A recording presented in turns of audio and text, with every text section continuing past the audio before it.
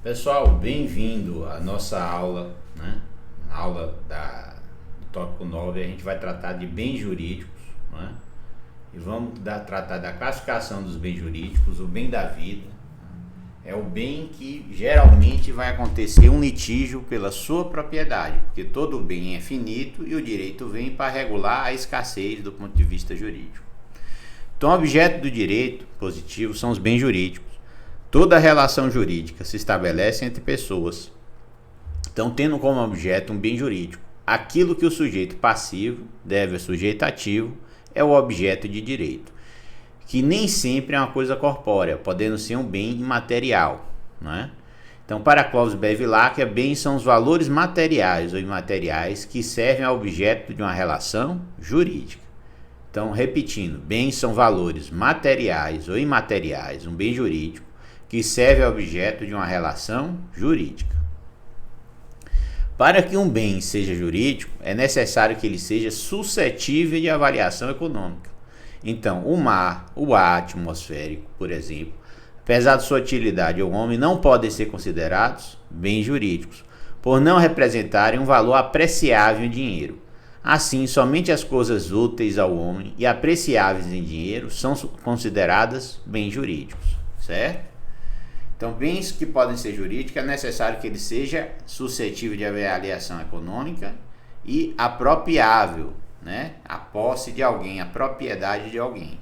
Então, por exemplo, o ar atmosférico não são bens jurídicos. Apesar de ser útil ao homem, não podem ser considerados bens jurídicos por não representarem um valor apreciável em dinheiro e não poderem ser apropriados por apenas uma pessoa, não é? Algumas nações têm direitos de propriedade por tratado de exploração econômica, mas o bem jurídico tem que ter valor econômico e para ter valor econômico ele tem que ser apropriável. Essa é uma característica do bem jurídico. A apropriação, alguém pode ser dono dele, então é um bem jurídico, certo? Sem considerados bens jurídicos, por não representar um valor apreciável em dinheiro. Assim, somente as coisas úteis ao homem e apreciáveis em dinheiro são consideradas bens jurídicos. Então, sim, tem que ser bens apropriáveis, tem que ser bens úteis e tem que ser bens forfetários, não é? Bens apreciáveis em dinheiro para ser considerado bem jurídico. Então, cara, um bem, eu diria, é necessário que ele seja suscetível de avaliação econômica. Bens considerados, existe a classificação dos bens, não é? Então, a classificação dos bens serve ao mundo do direito, porque ao classificar os bens, você tem a regulação do direito. Você classifica o bem e sabe qual é a norma que o regula. Então, da classificação dos bens, a gente tem bens considerados em si mesmo, que é aqueles que são observados independente de qualquer relação com outros. Eles se subdividem em bens móveis, que são bens móveis, são suscetíveis de movimento próprio ou de remoção por força alheia, sem alteração da substância ou destinação econômica social. Então, os bens móveis são os bens que podem mover-se, não é?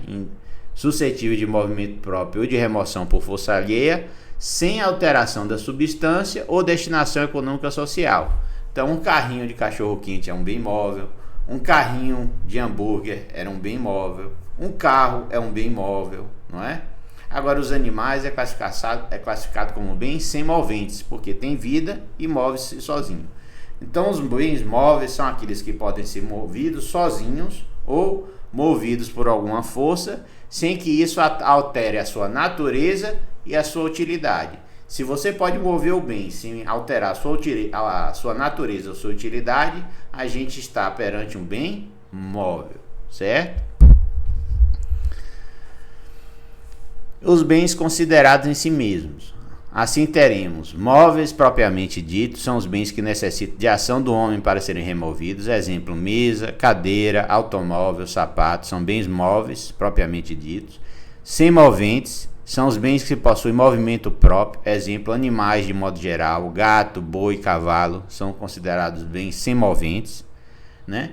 Imóveis por determinação legal, são aqueles enumerados pela própria lei. Exemplo, artigo 83 do Código Civil. Quais são os móveis por determinação legal? Os móveis por determinação legal são aqueles enumerados pelo artigo 83 do Código Civil. Então, são bens móveis. As energias que têm valor econômico, os direitos reais sobre objetos móveis e ações correspondentes, os direitos pessoais de caráter patrimonial e respectivas ações. Se são bens móveis, o modo de transmissão da propriedade não é o mesmo do bem imóvel. Enquanto o bem imóvel tem que ser transcrito em registro, a transmissão de propriedade dos bens imóveis pode ser pela tradição ou pelo contrato, certo? Porque são direitos móveis. Então, o que é considerado direitos móveis nos termos legais? As energias que têm valor econômico, os direitos reais sobre bens móveis e as ações correspondentes que defendem esses direitos, podem ser transmissíveis, não é? Sem transcrição, através de contrato, e os direitos pessoais de caráter patrimonial e respectivas ações. Direitos pessoais, direito de usufruto, direito de gozo, são direitos reais, né? Mas os direitos patrimoniais, por exemplo, direito de exploração, de criação artística, direito autoral, são bens móveis, são bens que têm valor patrimonial e são bens móveis, e a sua mudança de propriedade se faz através de um contrato e não da necessidade da transcrição em registro público, como é o caso dos bens imóveis, certo? Então, energia, os direitos reais sobre objetos móveis e os direitos pessoais de caráter patrimonial e respectivas ações. Exemplo de direitos pessoais de caráter patrimonial: direito autoral, direito na participação no lucro, são direitos pessoais patrimoniais. Então, bens por antecipação, bens considerados a si mesmos. Bens por antecipação são os bens incorporados ao solo, né? Os móveis por antecipação são os bens incorporados ao solo, mas com a intenção de separá-los oportunamente e convertê-los em móveis, como as árvores destinadas ao corte. Os materiais destinados a alguma construção, enquanto não forem empregados, conservam essa qualidade de bens móveis. Readquire essa qualidade proveniente da demolição. Então, os bens que estão preparados para serem construídos, uma vez ele construído a casa, eles deixam de ser bens móveis e passam a ser bens imóveis por acessão. Eles passam a participar da natureza daquela construção que é uma casa. E uma casa, por natureza, é um bem imóvel. Se você vai transferir a propriedade de um bem imóvel, você precisa da transcrição no registro público, certo? E os bens móveis, você transfere os bens móveis pela tradição. Você pega da posse de um e transfere para a posse do outro. Você pode fazer isso com bem imóvel? Não. Bem imóvel, você transfere a propriedade através da transcrição no registro público. Então, essa é uma das grandes diferenças entre bens móveis e imóveis, a forma de transferir e adquirir a propriedade. Bens imóveis, transcrição no registro público. Bens móveis, através do contrato ou da tradição, certo? Então, são considerados imóveis os bens que não podem ser removidos de um lugar para o outro sem destruição. Lembra que são considerados móveis os bens que se movem sem diminuir sua natureza e utilidade? Então, se não diminui sua natureza e sua utilidade na sua movimentação por si ou por outra força, é bem móvel, certo? Se ele continua útil, mesmo sendo desmobilizado de um local para outro, é um bem móvel. E o imóvel é o que não pode ser desmobilizado sem perder sua natureza e sua utilidade. Se você moldar uma casa de lugar, provavelmente você vai destruir essa casa, não é? Um terreno que está no local, se você mudar de lugar uma pedreira, você vai destruir aquela pedreira. Vai deixar de ser um bem imóvel para ser bem imóvel. Então, são considerados imóveis os bens que não podem ser removidos de um lugar para o outro sem destruição. Esses são os bens imóveis. Há 4 tipos de bens imóveis. São considerados imóveis os bens que não podem ser removidos de um lugar para o outro sem destruição, não é? É os imóveis por natureza. Então, imóveis por natureza, considera-se bem imóvel pela própria natureza. O solo com a sua superfície, o subsolo e o espaço aéreo são bens imóveis. Tudo mais o que a ele adere deve ser classificado como imóvel por acessão. Então, você tem um terreno e constrói uma casa, esse bem imóvel passa a fazer parte do terreno. Você constrói um poço, esse passa a ser um bem imóvel que faz parte do terreno por acessão. Você constrói um coxo ou um curral, passa a ser um bem imóvel por acessão, porque está ligado ao terreno. E todos esses bens são acessórios do bem principal. Qual é o bem principal? O terreno. O terreno é o bem principal. Esses bens imóveis são imóveis por acessão, porque passam a fazer parte do terreno e passam a ser bens acessórios ao bem principal. Qual é o bem principal? O terreno. Tudo que é colocado dentro do terreno faz parte do terreno. Quem for o dono do terreno vai ser o dono desses imóveis por acessão, né? Tudo que for construído no terreno faz parte do terreno, certo? Essa é a regra geral. Então, imóveis por natureza. Considera-se bem imóveis pela própria natureza o solo com a sua superfície, o subsolo, o espaço aéreo. Tudo mais que a lei adere deve ser classificado como imóvel por acessão. Então, acessão significa justaposição ou aderência de uma coisa à outra, certo? Então, são considerados imóveis os bens que não podem ser removidos de um lugar para outro sem destruição. Esses são os imóveis por acessão, não é?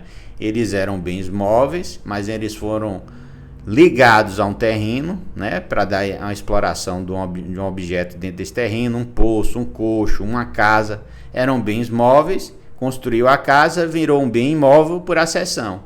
A casa segue o bem principal. Qual é o bem principal? O terreno onde a casa está construída. Se construiu o terreno na casa, a presunção é que a casa faz parte do terreno, certo? São bens imóveis por acessão, né? Há 4 tipos de bens imóveis. Imóveis por acessão natural, tudo quanto se incorpora permanentemente ao solo por força da natureza. Inclui-se nessa categoria as árvores nascidas sem ação do homem e seus frutos pendentes, não é?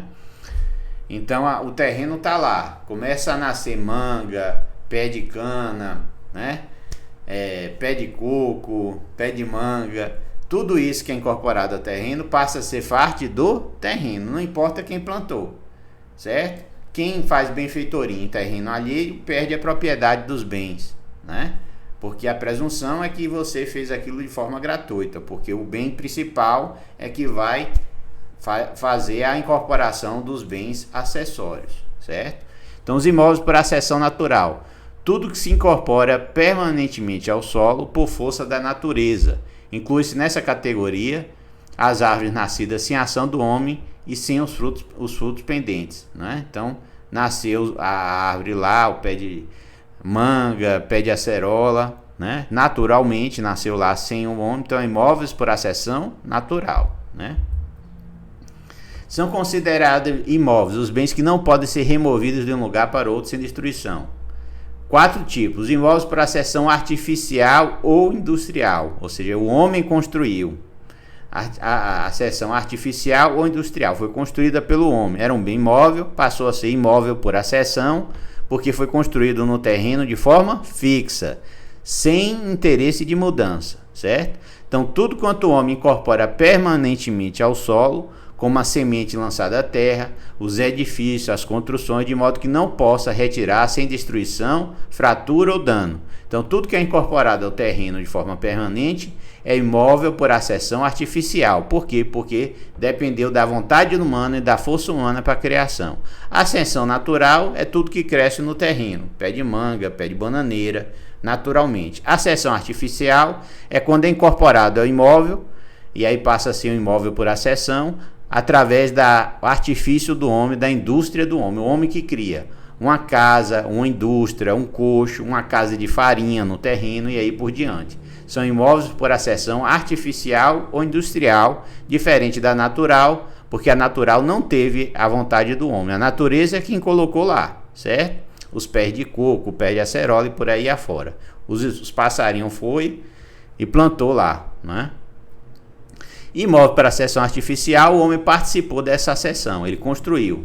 Então, tudo que artificialmente é incorporado pelo homem ao terreno é acessão artificial. Imóvel por acessão artificial. Nesse conceito não se inclui, portanto, as construções provisórias, barracos, não é? Que se destinam à remoção, à retirada. Então, você contratou alguém para fazer uma obra, ela faz um barraco lá para construir o material e para os funcionários pernoitarem. Isso é imóvel por acessão? Não, porque são construções provisórias sem interesse de ficar fixa no terreno. Então, não tem como caracterizar construções acessórias, né, ou acessão artificial, porque são bens provisórios, são construções que são construídas e desmontadas assim que termina a sua finalidade. Então, terminou o contrato com aquela empresa de engenharia, ela desmonta o canteiro de obra e leva embora, certo? Então, nesse conceito não se inclui, portanto, as construções provisórias que se destinam à remoção retirada, como circos, parques de diversão, as barracas de feira, né?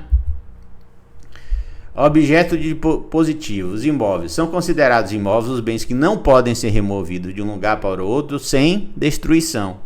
Há 4 tipos de bens imóveis. Imóveis por determinação legal são os considerados imóveis pelo artigo 80 do Código Civil. A gente viu os móveis por determinação legal, né? Energia, direitos pessoais, direitos reais sobre bens móveis, são tudo bens móveis por determinação legal. E tem os bens imóveis por determinação legal. Quais são eles? Os direitos reais sobre imóveis e ações que os asseguram, não é? O direito à sucessão aberta, né? O direito à herança é direito imóvel para transferir a propriedade desses bens só por transcrição, né? Pode-se vender herança? Pode. Depois que a herança foi aberta, você pode vender a sua herança. Isso é possível. Então, o direito abstrato à sucessão aberta é considerado bem imóvel, não é? Você pode vender por contrato? Não, tem que ser a transcrição, registro público. Ainda que os bens deixados pelo falecido sejam todos móveis, ou seja, uma coleção de carros, a renúncia da herança é, portanto, renúncia de bem imóvel e deve ser feita por escritura pública. Lembra? Escritura pública, bem imóvel, ou a termo nos autos mediante autorização do cônjuge.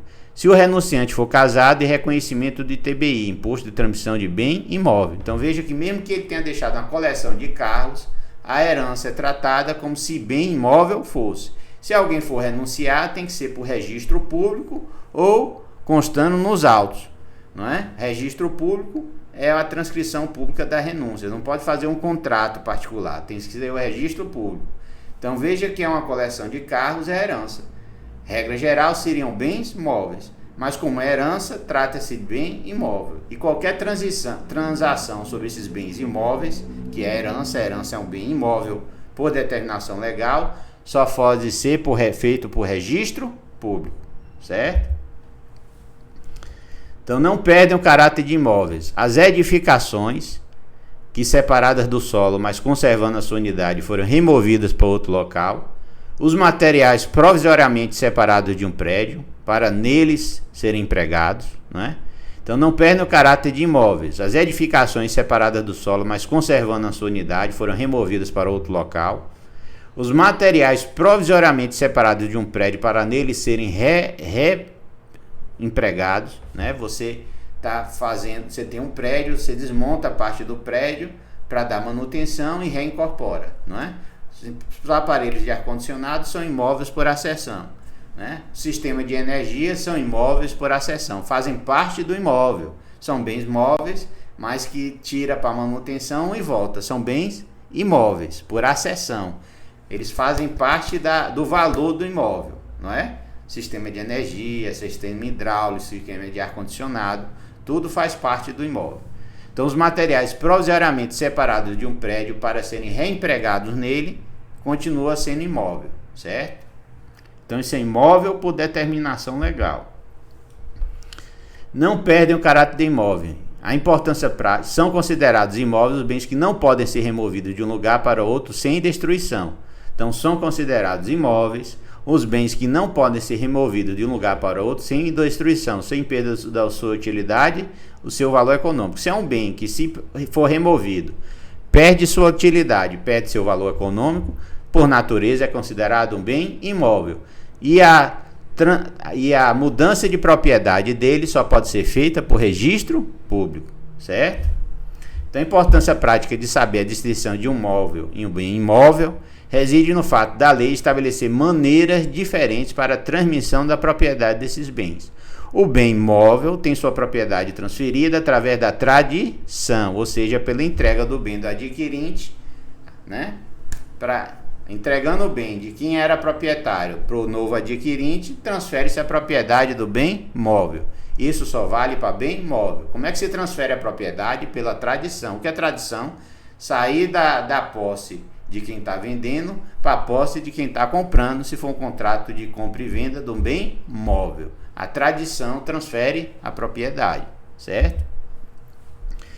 O bem imóvel, no entanto, somente terá sua propriedade transferida se cumpridas as formalidades estabelecidas pela lei, ou seja, que a declaração de vontade esteja contida num documento público, por escritura pública, documento judicial, que tal documento seja devidamente registrado junto ao cartório de registro de imóveis onde o referido bem esteja matriculado, certo? Então, para você transferir a propriedade de um bem imóvel, você tem que ir na escritura pública, no registro público, onde existe a matrícula desse imóvel, para fazer a transcrição da transferência. Então, o bem imóvel, no entanto, somente terá sua propriedade transferida se cumpridas as formalidades estabelecidas pela lei, ou seja, a declaração de vontade esteja contida no documento público, escritura pública, documento judicial, e que tal documento seja devidamente registrado, ou seja, você tem que fazer o contrato de compra-venda público, e esse documento devidamente registrado junto ao cartório de registro de imóveis, onde o referido bem esteja matriculado. Então você tem que fazer o contrato público para registrar no registro público. Só assim você vai transferir a propriedade de um bem imóvel, certo? Não pode ser um contrato privado para registrar num bem, num registro público. Tem que ser um contrato público registrado na matrícula do imóvel para transferir a propriedade de um terreno, de um bem imóvel. Então, somente o contrato não transfere a propriedade. É preciso ainda a tradição, ou seja, a entrega. A justiça, portanto, decidiu que o vendedor deveria suportar o prejuízo de devolvendo o dinheiro que recebera porque não houve a entrega e, consequentemente, não se operou a transferência do domínio do veículo. Então, são considerados imóveis os bens que não podem ser removidos de um lugar para outro sem destruição. Isso altera a sua transcrição. A propriedade do bem é feita com a formalidade legal através da transcrição de contrato público. Contrato privado não vale. Somente o contrato não transfere a propriedade de um bem imóvel. É preciso ainda a tradição, ou seja, a entrega. Então a justiça, portanto, decidiu que o vendedor deveria suportar o prejuízo, devolvendo o dinheiro que recebera, porque não houve a entrega e, consequentemente, não operou a transferência do domínio do veículo. Então, nos bens móveis, transfere a propriedade através da tradição, e nos bens imóveis, através da transcrição no registro de imóveis, onde esse imóvel está matriculado, certo? Bens fungíveis. Essa é uma classificação dos bens considerados em si mesmo. Bens fungíveis são bens móveis que podem ser substituídos por outros da mesma espécie, quantidade e qualidade. Exemplo, dinheiro, cereal, qualquer objeto fabricado em série.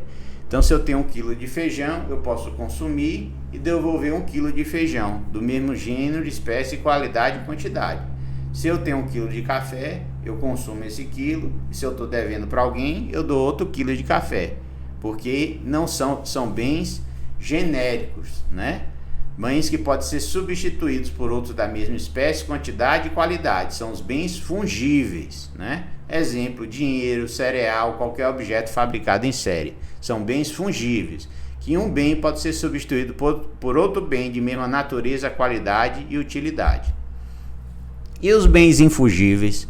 Os bens fungíveis são permutáveis, não é? 1 kg de café eu consumo e substituo por 1 kg de café se eu estava devendo. 1 kg de açúcar eu consumo 1 kg de açúcar e devolvo outro quilo de açúcar. São bens fungíveis, certo?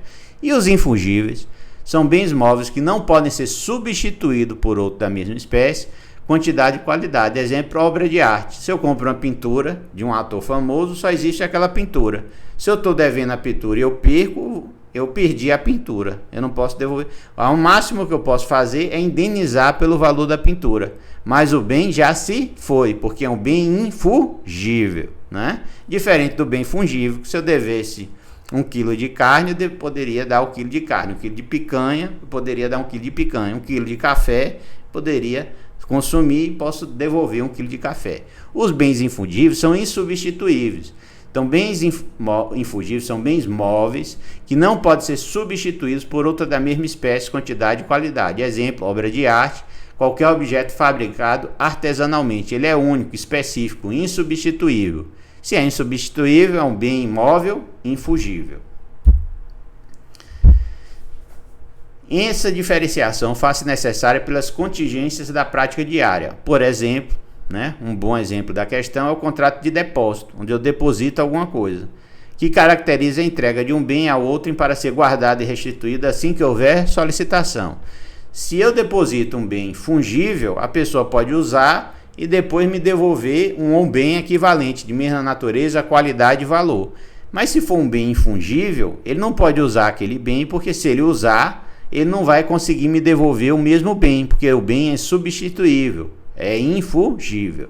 Então, um bom exemplo é a questão do contrato de depósito, que caracteriza a entrega de um bem a outro para ser guardado e restituído assim que houver solicitação.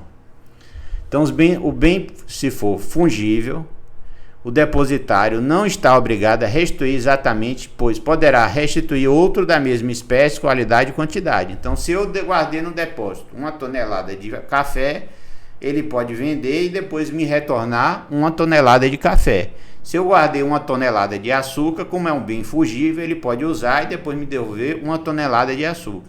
Mas se for 1 tonelada especial, específica, de um bem infungível, eu não posso, porque só tinha aquele, não é? Se ele usar aquele bem e destruir no consumo aquele bem, eu vou ficar sem aquele bem. Aquele bem é insubstituível, por isso é um bem móvel infungível. No entanto, se for infungível, o depositário estará obrigado a restituir exatamente o mesmo bem que recebeu em depósito. Caso não possa fazê-lo, responderá por perdas e danos. Então, se for depositado o bem fungível, eu posso consumi-lo e depois substituí-lo pela mesma natureza, qualidade, né, e utilidade. Se for um bem infungível, eu não posso consumir, eu tenho que devolver, está depositado, venceu o contrato de depósito, eu tenho que devolver o mesmo bem. Se eu não conseguir, porque ele se perdeu, se deteriorou, aí eu vou ser responsabilizado por perdas e danos, porque o contrato de depósito determina que o depositário tem que zelar, guardar pelo bem depositado. Se fosse um bem fungível, eu podia consumir e devolver um bem de mesma natureza, qualidade e utilidade. Como é um bem infungível, se esse bem for destruído, eu vou responder por perdas e danos, porque eu não tenho outro bem para substituir, porque esse bem é insubstituível, ele é infungível. E existem os bens consumíveis, são os bens móveis, cujo uso acarreta destruição imediata da própria substância, considerando-se da mesma forma os destinados à alimentação, exemplo, cigarro, gasolina, né? Então são os bens móveis cujo uso acarreta destruição imediata da própria substância, considerando-se da mesma forma os destinados à alimentação, exemplo, cigarro, gasolina, são os consumíveis, certo? São bens móveis cuja acarreta destruição. Então existem os bens inconsumíveis que eu posso usar por muito tempo, por exemplo, um carro, uma moto, eles não vão ser consumidos pelo uso, a não ser a longo prazo. E tem os bens consumíveis, que na hora que eu uso, eu consumo feijão, arroz, cigarro, água. Toda vez que eu estou usando, eu estou consumindo o bem é finito. E existem bens duráveis, bens consumíveis, que são os bens não duráveis. Existem os bens não consumíveis ou bens duráveis, que eu posso usar o tempo todo e depois devolver. Ele pode degradar ao longo do tempo, mas ele vai manter sua natureza, qualidade e vai ter o preço minorado, mas vai continuar existindo. Então existem os bens, consumíveis, existem os bens móveis como acarreta destruição imediata. Exemplos de bens consumíveis: mesa, cadeira, automóvel, Eu vou usando, eu vou consumindo.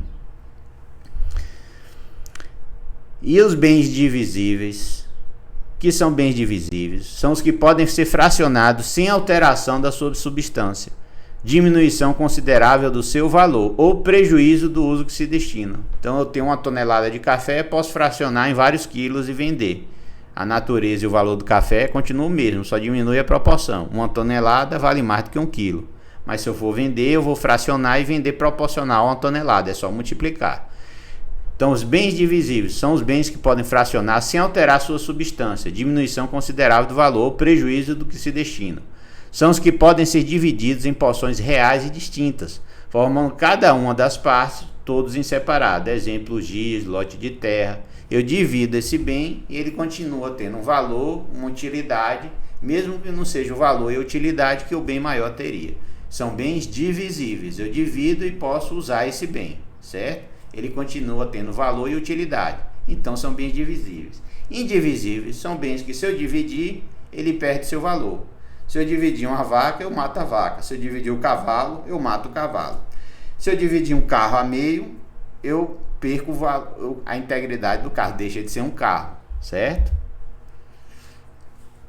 Então, os indivisíveis são os bens que não podem ser divididos em porções, sob pena de alterar a substância, e os que, embora naturalmente divisíveis, são considerados indivisíveis por força de lei ou vontade da parte.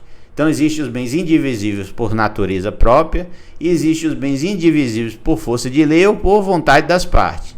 Então, exemplo, automóvel, mesa, cadeira, terreno, que possui metragem inferior ao módulo exigido por lei. Então, a terra pode ser dividida até o módulo exigido na lei.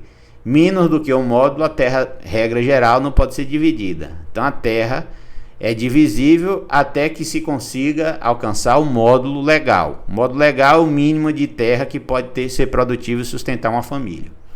Então, os bens indivisíveis são bens que não podem ser divididos em porções, sob pena de alterar sua substância, o que, embora naturalmente divisíveis, se considere indivisíveis por força de lei ou por vontade das partes. São bens naturalmente indivisíveis, automóvel, mesa, cadeira, né? São bens indivisíveis por força de lei, terreno que possui metragem inferior ao módulo exigido por lei, que é um módulo, é um pedaço de terra que pode sustentar uma família, né? Eu não posso dividir um módulo de terra, para não perder a função social da propriedade. Então, existem bens indivisíveis por natureza, por vontade das partes ou por lei.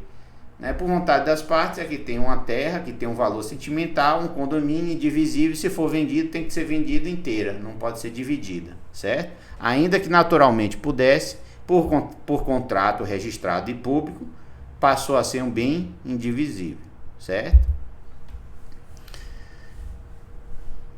Nos bens indivisíveis, um dos coproprietários de um bem considerado divisível poderá exigir dos demais a sua divisão, né? De modo que cada uma das partes que formam um todo em separado possa ficar para cada um com parte dos seus proprietários. Caso o bem considerado indivisível, a propriedade deverá ficar necessariamente em condomínio. Então, se um bem é divisível, ele pode ser dividido entre seus coproprietários. Se um bem, ainda que divisível, ele é considerado indivisível por contrato, por força da lei, então você vai ter um condomínio indissolúvel, por força do contrato. Era um terreno, não, era uma casa, queriam manter essa casa, criaram um condomínio e deram o status de bem indivisível, certo? Bens singulares. São singulares os bens que, embora reunidos, são considerados individualmente. Exemplo, independente dos demais, uma lata de óleo numa pilha, um automóvel numa agência de revendedora. Mas uma biblioteca de Rui Barbosa é uma coleção que só tem valor em conjunto, não é? Ou uma coleção de quadros, ou uma coleção de revistas. Ele tem um valor intrínseco em conjunto. Pode ser retirado, mas diminui o valor da coleção ou destrói o valor da coleção. Então, singulares são os bens que, embora reunidos, 10 latas de óleo, eu posso desreunir. Mas se ele completar uma coleção, por exemplo, eu não vou poder, né? Uma coleção de moedas, uma coletânea de livros da última edição, a enciclopédia Barça. Se ele ficar faltando, diminui seu valor e sua utilidade. Então, bens singulares são os bens que, embora reunidos, são considerados individualmente, independente dos demais. Exemplo, uma lata de óleo numa pilha de latas de óleo. Um automóvel na agência revendedora. Ele está lá junto com outros automóveis da concessionária, faz parte do patrimônio da concessionária, mas quando eu for lá eu posso comprar esse bem móvel e tirar, e a concessionária continua existindo o estoque da concessionária continua existindo contratualmente, certo? São bens singulares, são bens que, ainda que reunidos entre si, continuam tendo sua natureza, seu valor e sua singularidade preservada. Então, né, esses são os bens singulares por natureza. E os coletivos? São coletivos os bens que, reunidos, sempre são considerados no todo coletivo. Exemplo, uma caixa de fósforo, um maço de cigarro. Os bens coletivos são chamados também de universalidades, que abrangem universalidade de fato, universalidade de direito. Então, a caixa de fósforo só tem valor se tiver vários fósforos lá dentro. Se não tiver nenhum fósforo, deixa de ser uma caixa de fósforo. O maço de cigarro só existe se tiver vários vários cigarros lá. Se a caixa de cigarro estiver vazia, o maço de cigarro deixa de existir. Então são bens coletivos: caixa de fósforo, maço de cigarro, uma biblioteca, uma coleção. São bens coletivos, só tem valor se todo mundo estiver junto para aquele bem existir, certo? São bens coletivos. Os bens coletivos são chamados também de universalidade, que abrange universalidade de fato e universalidade de direito.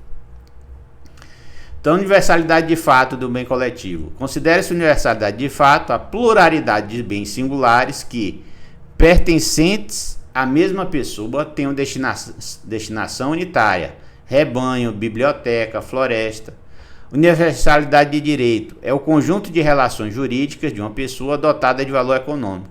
Exemplo: herança, patrimônio, fundo de comércio. Então, universalidade de fato, considera essa universalidade de fato a pluralidade de bens singulares que pertencem à mesma pessoa, tendo destinação unitária: rebanho, biblioteca, uma criação de floresta para reflorestamento, não é?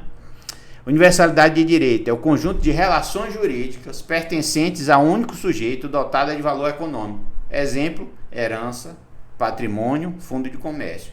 A pessoa tem várias relações jurídicas, umas de direito patrimonial, outras de direito real. O conjunto disso aí forma um todo, uma universalidade de direito, certo? Por que de direito? Porque é reconhecido como herança daquele sujeito que morreu.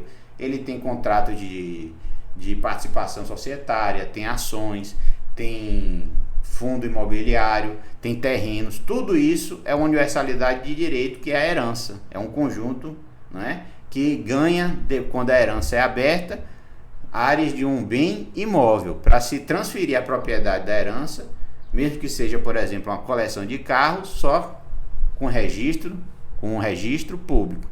Um contrato privado, e a tradição não transfere a propriedade de uma herança, certo? Isso é feito para dar segurança jurídica à herança e para tornar anulável qualquer ato de tentativa de diminuição da herança durante o processo de distribuição da herança, que é o processo de inventário, certo?